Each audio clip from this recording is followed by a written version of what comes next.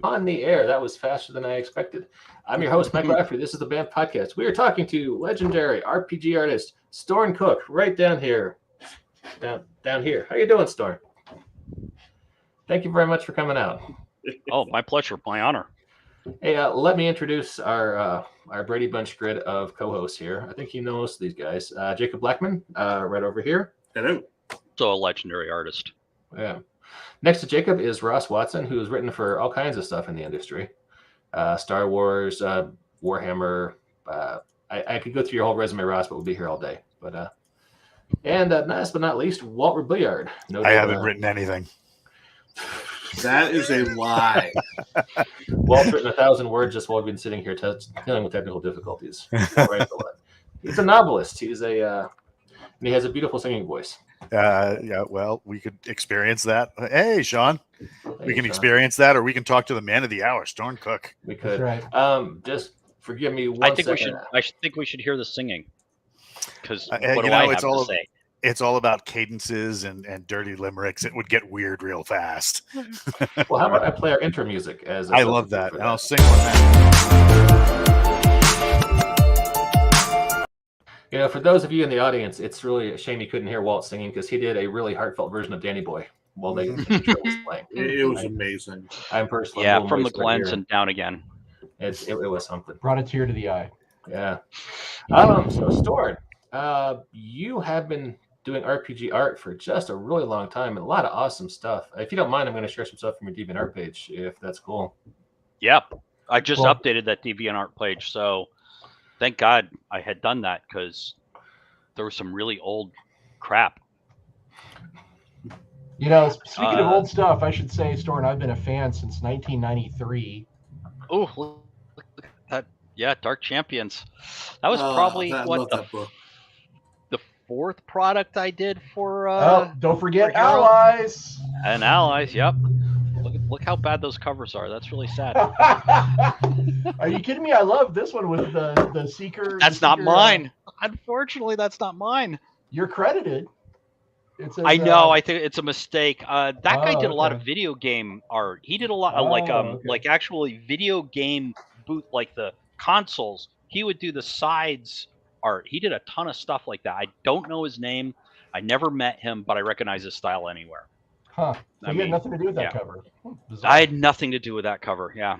Okay. Yeah. So, but the one that's showing right now, that was a interior for Champions 5th edition, I believe, and with the new sort of updated Mechanon.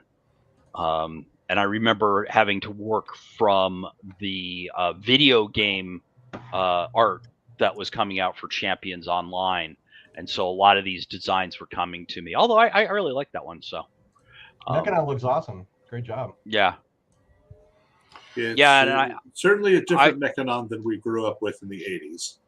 And so I have something to say about that Speedster there. So at the time I was living in Michigan and was going to Detroit a lot, and the new setting was to put the Champions into Detroit, and I'm like, the Champions don't have a black guy on a team that is in a city that's 80% black, and I really sort of made my displeasure known, and they came up with Kinetic. I can't remember what his name was, but I was pleased to see that they did that, and I got to draw him, so that was fun. So I was trying to fight that diversity fight even way back then. So one thing about this piece that I really admire is the composition. I mean, you've got the background, the foreground, and then the feature of the piece is Mechanon right in the center, which is pretty great.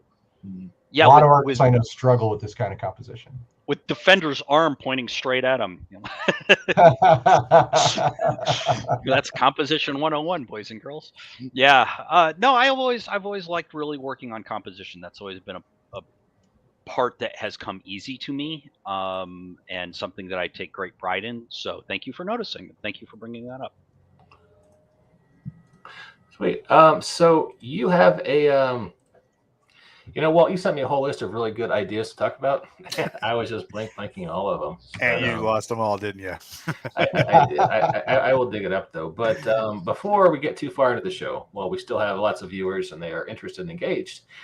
Storn, you are taking steps into the world of YouTubing, right? Yeah, I'm trying to follow in the footsteps of giants like you guys. So yeah, I'm doing there's sort of basically two categories that my YouTube's videos fall into. One's called Tabletop Draw, where I sort of take a character concept or sometimes like a D&D archetype, and I talk about that and I draw them at the same time. And what I'm really trying to do is sort of like, hey, how can we break this character outside of its, tropes that we've seen over and over again? I know when I game, I like to file the serial numbers off. I like to find ways of saying, okay, I want to play a Wolverine clone, but how can I do that where it's not just so obvious when it hits the table? Can we tweak that archetype a little bit or the taciturn stoic ranger or whatever archetype that you run into at your gaming table. So yeah, I'm kind of just going through the various archetypes, and I did a superhero one, but most of them are fantasy. And then the other, and I'm sorry if I'm just talking on nauseam, but I'll try to make this short.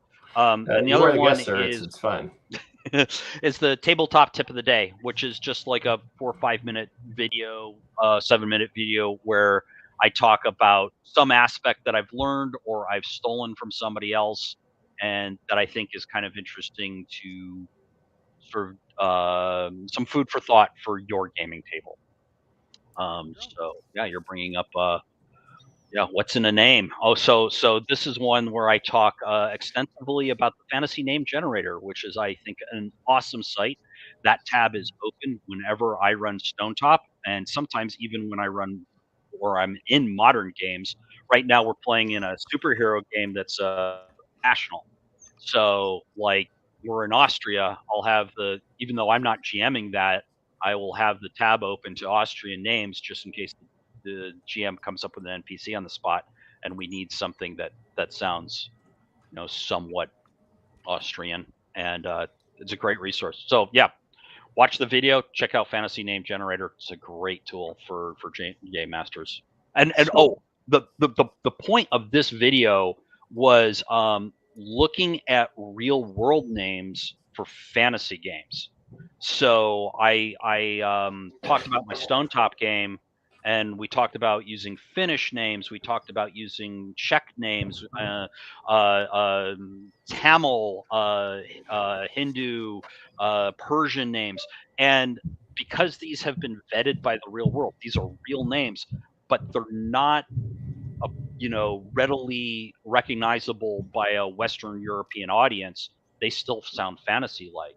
And then you can also hint at the culture that person comes from. And I think that's been really super useful in our Stonetop game, which is sort of set in a, like geographically it would be like Albania. And so we're kind of trying to stay away from the Celtic and the French and the Germanic and sort of focus more on the Eurasian kind of name conventions. So anyways, that was. Kudos to you for doing short videos, because YouTube keeps telling me that's what the smart kids are doing these days. Well, the shorts, I've done a few shorts, and I find them really annoying to do, to be honest. The ones that have been successful, I drew a character during our superhero game, and it was just a doodle that I was doing because I play online, so I'm right here at my studio drawing while I'm waiting my turn patiently. And I decided to put them up and have a to be named contest, name that guy, and that got some buzz, and I was able to get 2 winners, and I did one of their drawings, and I have to do another one this week. It's for the winners, so they get a free character drawing from me. I just put up a new one today, which is called What's Her Story? That's a short. And I did a drawing of a fantasy character, and she doesn't have a background. So come up with something, guys, and I'll pick 2 winners, and they will get character concept art done by this silly old guy here. Can I give you another one to try out? Sure. Draw an image and then have everybody say, whoever wants to use this image for their character, please use this image for your character. And the only caveat is that I need to know how the character turns out. Oh, that's cool. So if you use this image, did she become a ranger? Was she a druid? Was she a scout in a post-apocalypse game? Blah blah blah. And see how many different variations you can get from that one image. That's a great idea because that's what they call green. That will stick around, and you can keep revisiting that 2 years, 3 years later, and someone could have just picked up that image and started running with it, and because you're going to have a few episodes under your belt before you can come back to the video and say, or to the drawing and say, hey, this is how we used her or whatever. But that's a great idea. Well, I'm going to steal that for sure. Absolutely. I wholeheartedly insist. Thank you, man. I just want to also say that I'm going to clip that part and be like, Storn stole my idea. Well, I hope when I do that, I hope you see it and you hold my feet to the fire and make sure you get credit, because giving credit is no. I think giving credit is really important. Very early in my art career, a guy who had hired me for one of my first jobs doing Napoleon 30 Years War battle maneuvers. I had to show how cannons and cavalry and infantry moved around the battlefield of various battles. Good Lord. Yeah, really strange. I mean, just the boxes with the X's on it for cannon and the square for infantry, and I can't remember what the horse were. And he was a great guy. A guy named Brent Noseworthy. He did a book called Anatomy of Victory, which I highly recommend, which those drawings appeared in. Diagrams. They're not drawings, they're diagrams. But he told me at that time, giving credit is always free. It doesn't hurt you, and you never know how it's going to come back and help you down the line. And those are words that I truly, truly believe in. So, yeah, absolutely. I want to make sure when I trot that out that Mr. Walt Robillard gets the kudos for the idea that I stole. Because it's good borrow and the genius steal. Go ahead. Storn, I've got a question for you. You've drawn for a ton of different types of genres. Is there a particular genre that you enjoy drawing more than others? So I have a 2-part answer to that. Fantasy, sword and sorcery is my first love, and I love doing it. I will. I'll do that. Okay, that's interesting. Domestic bliss. Forget to unmute and then forget to mute. That's all right. That's all right. So my first love is fantasy. It always has been. I grew up on Prince Valiant and Line Decker art and N.C. Wyeth and Frank Frazetta, of course, and Neil Adams Tarzan covers and stuff like that. So that's where my love of the human figure and motion and all that and comics. However, doing superheroes is a second close, and they're easier. It takes, if I'm doing a private commission of a 1-figure character, fantasy can take me 3 to 5 hours. Superheroes can take me 1 to 3 hours. And partly it's because that black line that you see around it just makes selecting and blasting in those colors so much quicker. And superheroes tend not to be as detailed as fantasy characters. Fantasy characters have belts and bags and backpacks and sheaths and scabbards and multiple weapons and filigree on those weapons and patterns on their clothes. And superheroes, especially the way I draw them, are kind of sleek and utilitarian, and you don't have to spend an hour on detailing like all this texture in his blue shoulder pads. Yeah, unless you're drawing like a Lee-filled character where they're just pouches and guns and pouches and guns and way too much utility equipment that superheroes really shouldn't have because they don't need those things. But I tend to draw pockets and pouches and jackets and stuff like that on my superheroes because my thought is, where are their keys? And that's where do they put their keys? They have to get into their house at the end of the day, or pick up their car or whatever. So that's the stuff I think about. That's in my head, and I kid you not, that's really true. This was a piece you just did for me that hasn't seen publication yet, but looking forward to. Yeah, kind of a sci-fi thing. That one was a lot of fun. That's 10 pounds of awesome in a 4-pound bag, man. That's great looking. I wanted to be very evocative. Yeah. Thank you for giving me that job, by the way. I really enjoyed doing that one. It was to be kind of graphic in ways that I'm not with the silhouette in the foreground.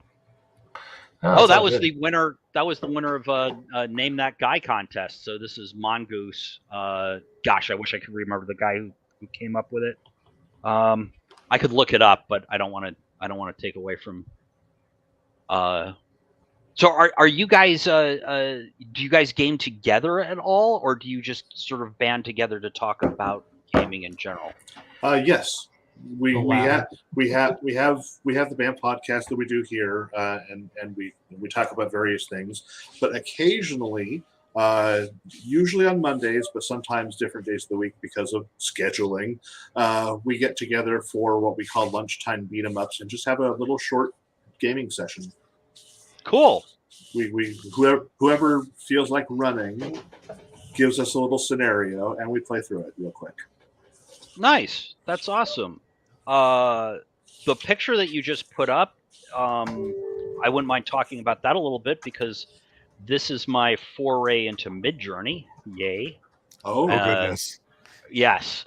So that background was partially created in Midjourney, and then I went and painted on top of it a lot. And it was fun because it suggested things to me that I wouldn't necessarily think of. And I think that's how these AIs are going to be useful. AI artwork is going to be useful to artists as a tool to some of the drudge work. The pediment in front and the character was actually drawn in a Panera while I was having lunch with another artist named Steve Ellis, who's a wonderful gaming artist and lives in town near me. And we do that every once in a while. So I scanned in the pencils and then combined it. But it was also really fun for me to do, and I apologize for interrupting. No, you're all good. The client, the patron, came to me and he had a story to tell. This is the moment his character goes bad, goes evil, and rivers of blood ran. And I was like, oh, isn't that fun? I don't get an opportunity to do a moment in time on private commissions very often. Usually it is, give some kind of indication, give some kind of personality to this drawing, but they're there just as to be observed. And this was a chance. And he also he provided a sketch of his drawing and of his character, so that outfit came from him. Really, I just adopted it and adapted a couple of things. So that was a lot of fun to do. That was one of my favorite recent ones to do. Yeah, that is really cool. Hey, you Walt reminded me, you had a patron who's been doing stuff for you for like 20 years. Death Dribble on the hero boards. Is that yes, Death Dribble? I'm familiar with Death Dribble. When I went to work full time at Earhart Energy, he stopped using me. I stopped doing work for him, so I haven't done any work for him for about 9 years. But I recently just connected with him on DeviantArt, and he made some noises like he might use me again. It sounds like he might be having some financial troubles.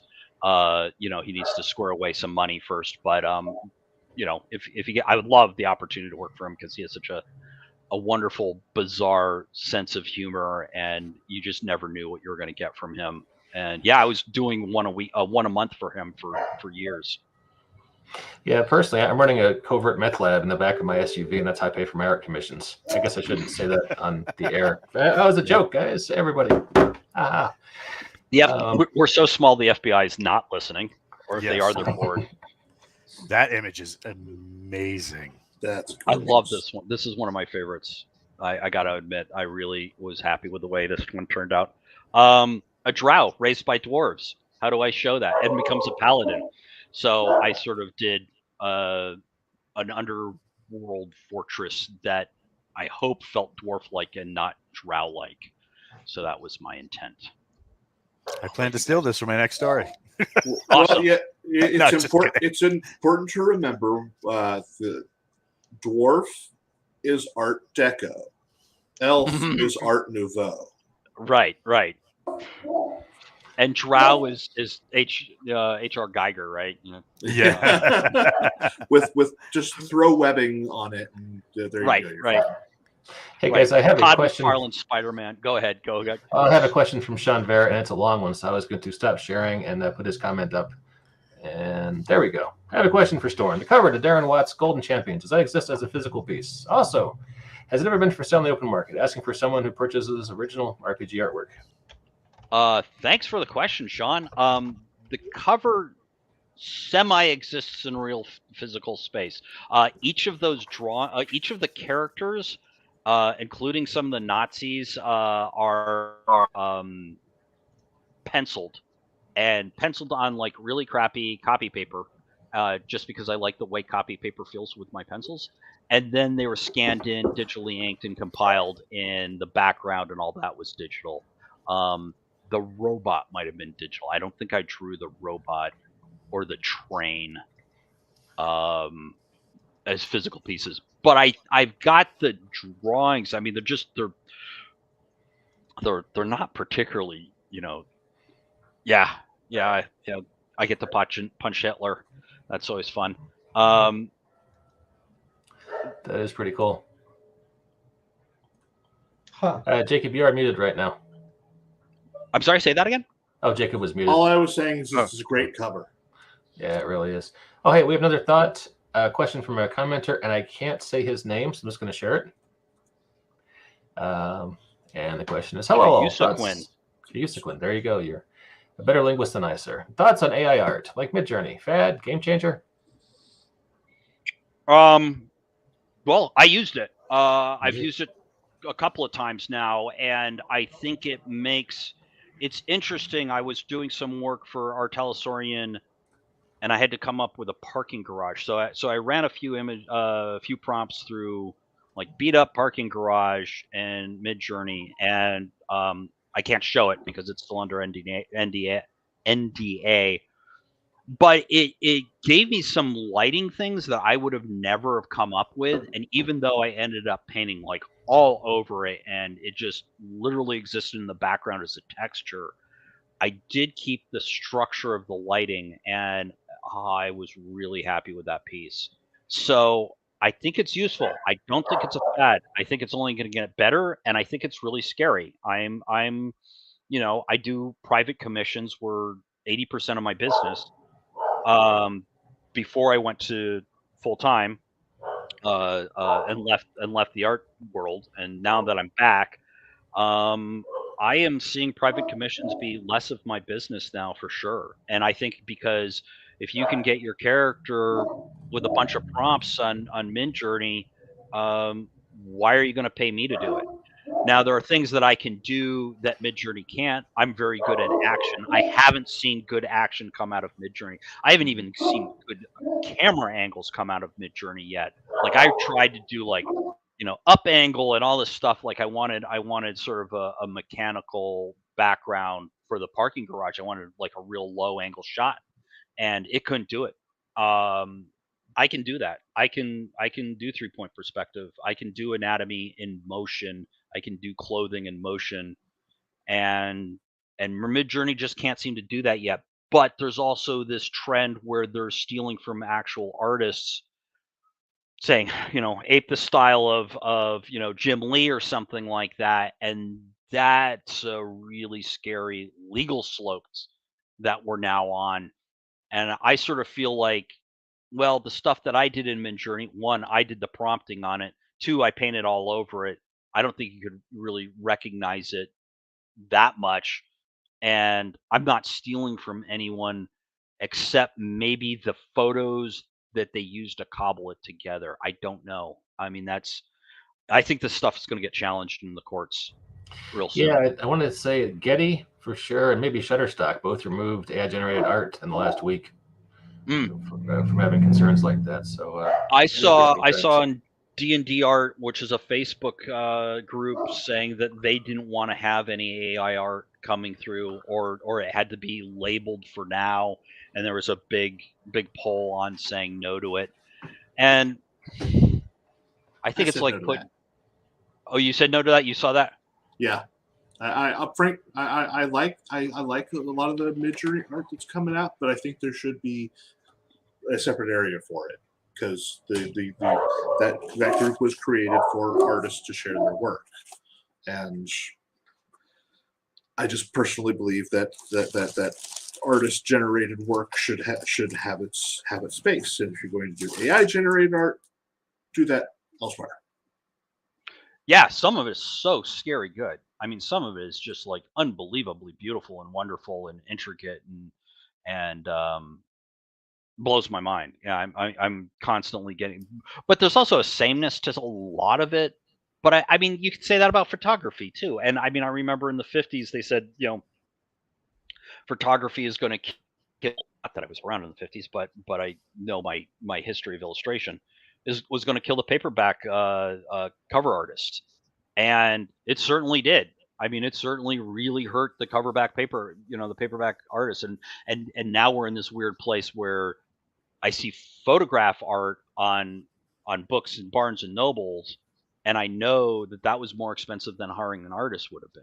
So, and yet it's not as good as a weird way of saying it, because I think that's what's good for one person is not good for others. But in my opinion, I look at the great artwork that was on paperbacks in the 30s, the 40s, the 50s, the 60s, even into the 70s, and the storytelling was so good. It made me pick up books. A photograph of an eye with flames around the iris is not going to make me pick up that book. Maybe the back cover blurb will, but that requires me, turning the book around and making that assessment. That's just me. But I'm an old guy, No, I perfectly understand you. The very first fantasy novel that I ever picked up, which was Ed Greenwood's Crown of Fire or Spellfire, was solely because of its cover. It had the image of the woman blasting the skeletal dragon, and it's like, I have got to know what's going on here. Was that Clyde Caldwell? Do you remember if Clyde Caldwell was the artist on that? I think that was Clyde's work. Yeah. Yes.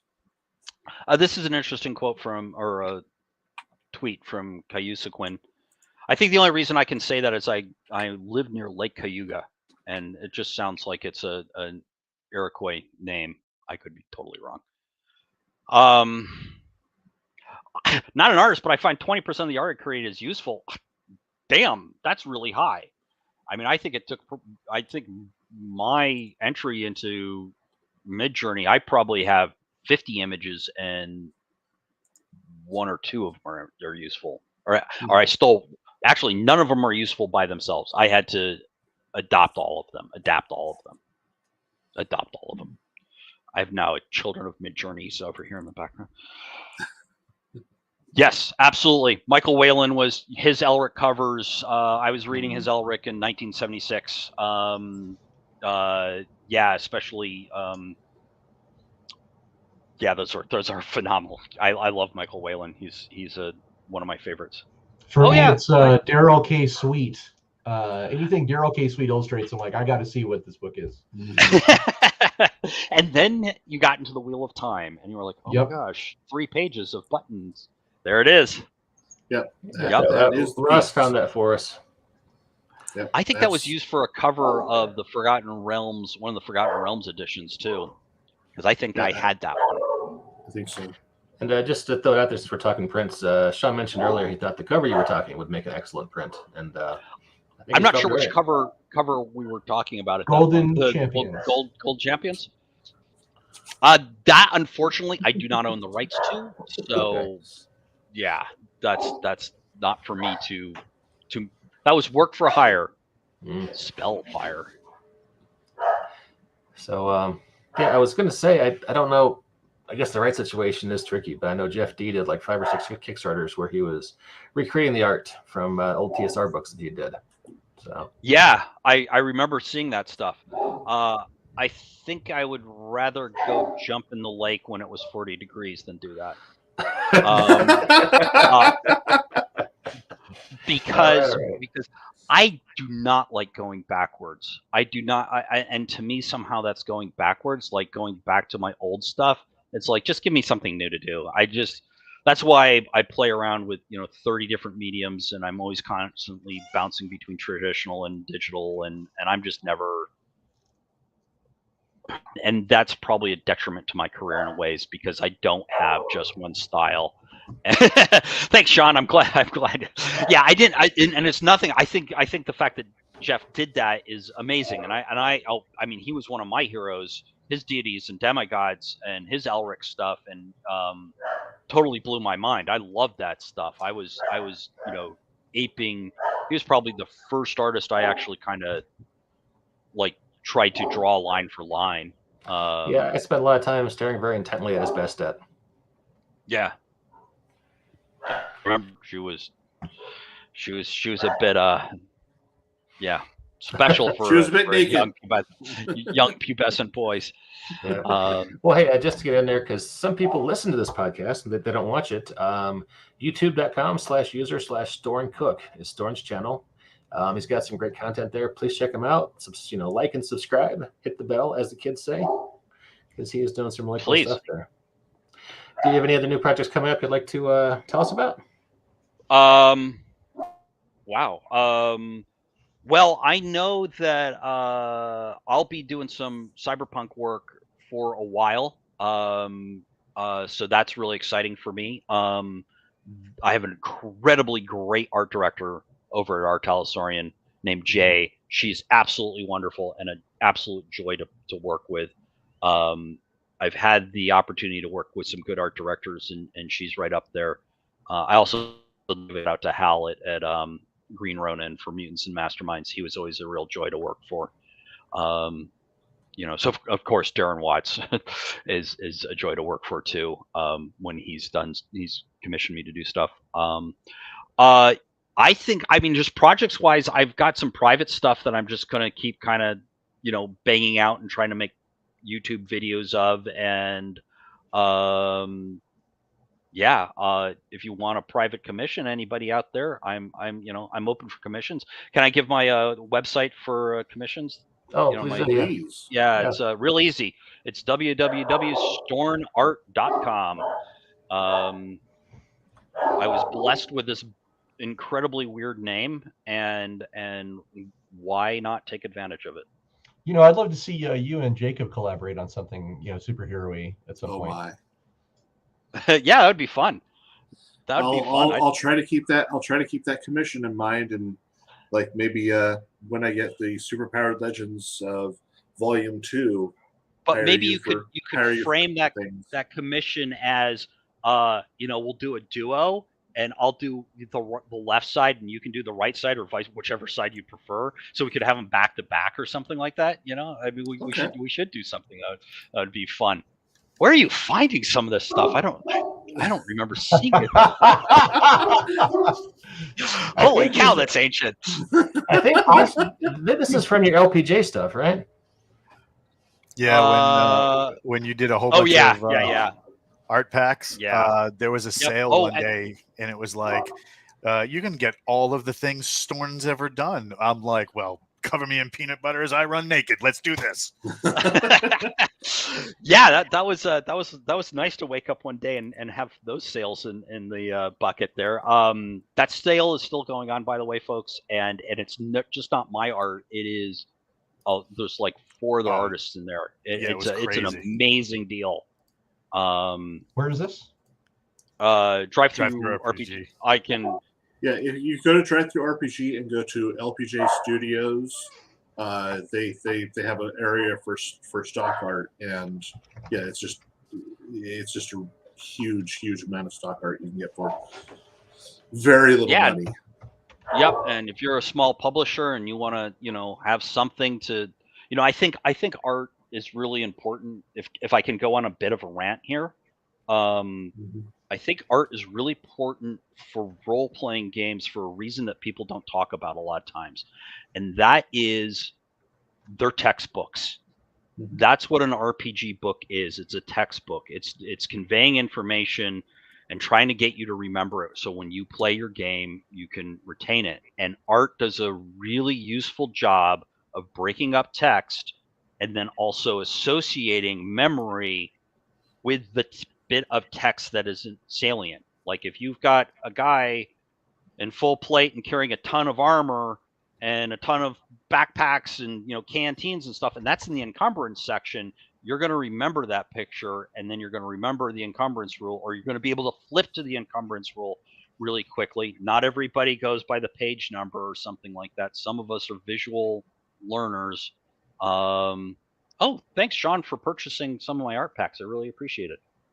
Hey, any way that works. I do appreciate it. So anyways, that end of rant. I just think art is more important than just being evocative and setting the tone and setting the setting. I think it has a real nuts and bolts reason to be in role-playing games, and sometimes people are like, why are we paying stuff to do these things? And I get kind of that argument, but at the same time, I think, I have an uncle who's did a communication textbook. This was 20 years ago at U of M, and the theory he talked about and the theory I talked about were identical. And his textbook is filled with, and he said, I'm using color pictures to break up the text and teach, and keep the memory retention up. And I'm like, yep, that's the same reason I think we do it. So for anybody who's interested, Storn Cook's art you can find on DriveThru by searching LPJ Design as the publisher. And the product name is called Image Portfolio Storn Cook. Thank you. Well, and I think Ross, I've got like Thank you, sir. 80 of them. I think I have 80 portfolios or something at that point. There's a lot. I have them all. They're great. I always try to buy them when they come out and publish something right away. Because so you get to be the first out of the gate? Yes. That's awesome. It's great art, and people are going to use it a lot. And I want to be, I want to be the first one to break that cherry. So. Don't worry, Storn. He pretty much does the same with my. If I ever post anything on my Patreon page and say I'm going to make this available for stock art, Mike's like, "Can I buy that right now?" That's awesome. That's awesome. Well, hey, thank you for patronizing us. I mean, that's it makes our lives a lot easier. Yeah, there's the gorilla. So, when can I get some more about this gorilla space policeman? Because I'd like to see this guy's story. That's awesome. I think this was a death tribble, and I had Darren Watt in mind when I drew it, and I think I sent it to him because he loves gorillas. I know that his Evil Fate hat logo, Evil hat, whatever logo of his that he uses is a gorilla that I did for him. So I've drawn many gorillas for him over the years. But I also, hey, it's taking two ideas and smashing them together. Like gorilla art was very popular in the 60s on comic books. They noticed that sales would go up if there was a gorilla or a monkey on a cover. So I think knowing that and then saying, oh, he's a space ranger, what fun. And and then I had to think about like, oh, I have to draw those feet, but I don't want to have him have bare feet because he's in space, even though he has a spare, he doesn't have a space helmet. So I was like, I'll have to come up with some kind of booty to cover those weird, ape feet in. And these are the things that you have to deal with when you're an artist, because you don't know what someone's going to throw at you. A commercial artist, I should say. That's true. And this was the one that Sean just shared in the comments. And I remember this came out. This was sort of like your George Perez big crowd scene kind of thing.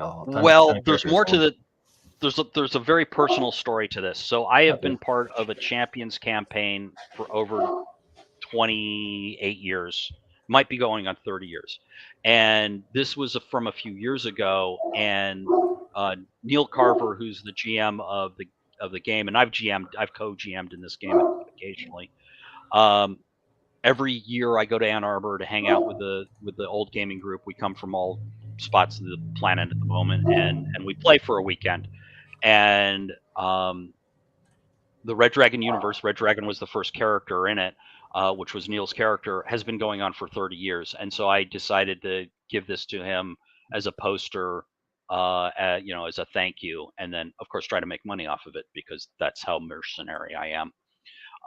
But yeah, some of those drawings were from back in the day. A lot of them I redid. So it was a big project. It took me a little bit better than a year to do.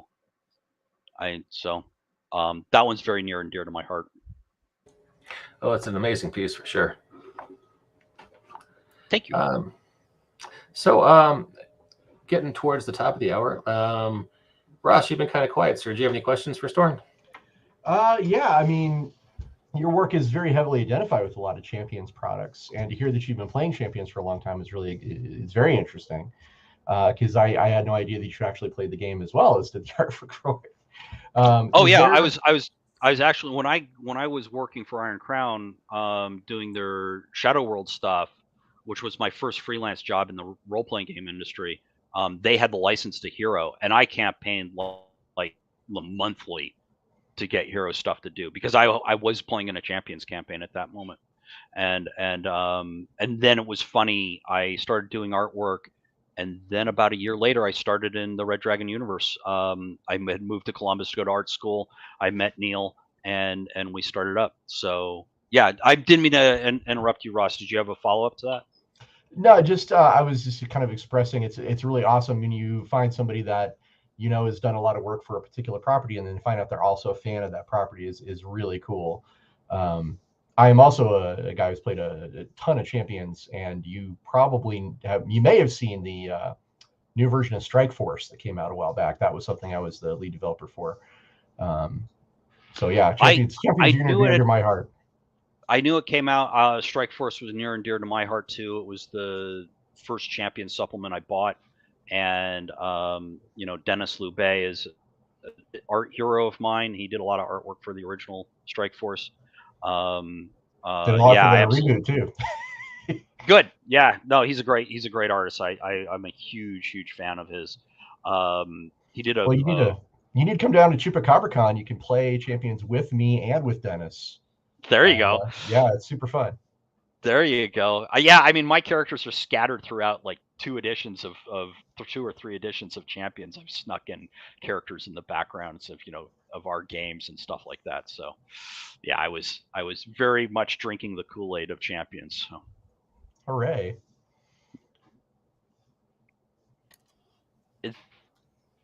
Is that a good place to stop it, or? I was just letting anybody else. Jacob, any questions? Any comments? Any thoughts? No, I'm good. Actually, I have a question for you. I'm so freaking boring. I have a question for you guys. What kind of art would you like to see evolving from this point forward for the games that you run or the games that you publish? What needs do you guys have? I publish way more transforming robot art than any sane publisher should, so I'm probably a bad person for that question. Well, I can say for myself, we're working on finishing up a project that we kickstarted, and when I tell you that finding, and I apologize, I'm trying to wrangle my dogs because they're being punks. So finding artists that can have the technical ability to do legitimate military gear, has been challenging. Yeah, I would imagine. Because a lot of times, like, you'll get a guy and you'll talk to this person and be like, "Can you do this gear?" and send him a picture. And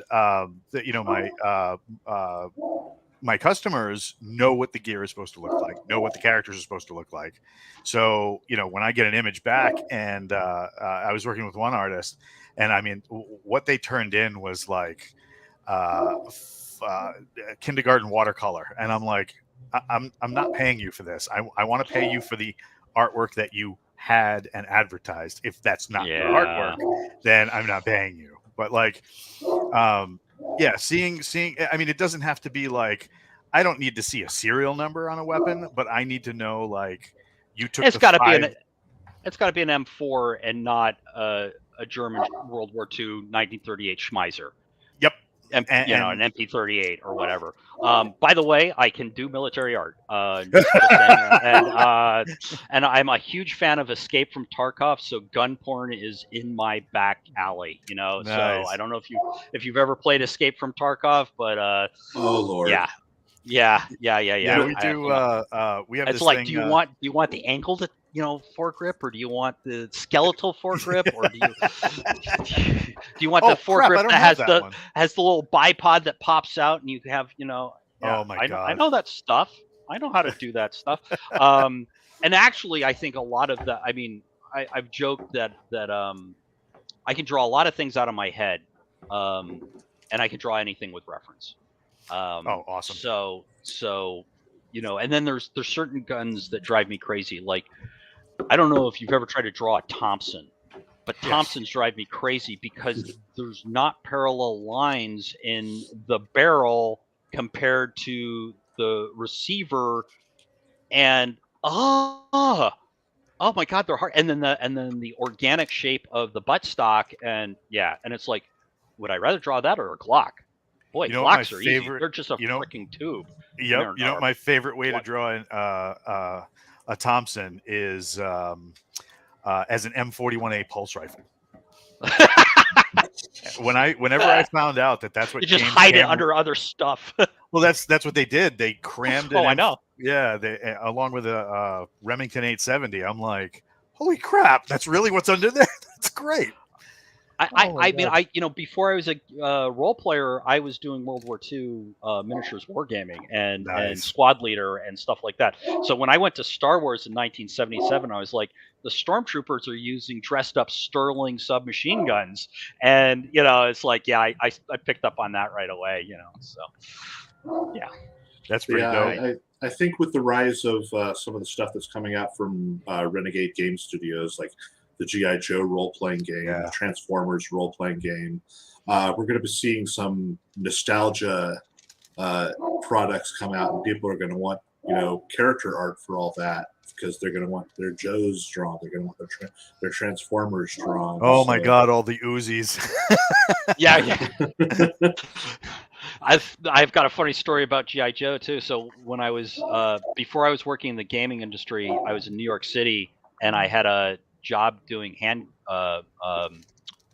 handbag design and backpack design, and this little company called A.D. Sutton Sons had the G.I. Joe license. We did little belt packs for 10-year-olds that sold in Kmart, and so we'd have to go to Marvel and Hasbro when they came out with a new line, and it was just this pulling teeth. It was a horrendous political hack job that we had to do in order to go, which characters can we put on our our belt and our backpack or whatever, and it's like you couldn't change these things, and it was a nightmare dealing with like two masters on that.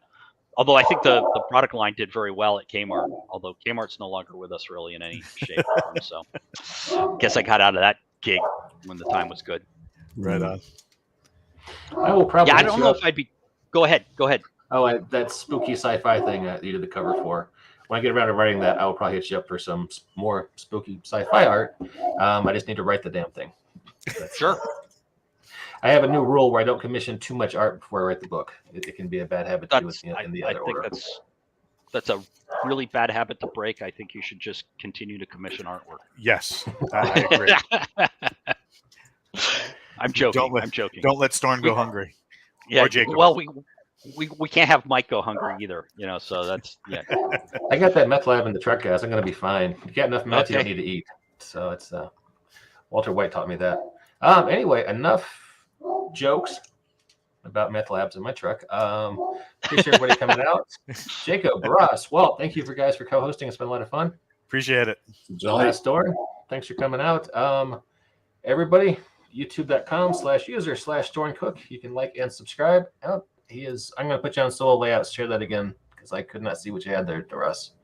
Oh, yeah, Eye for that's an a Eye. beautiful cover. Yes. Nice. Yeah, I like that one.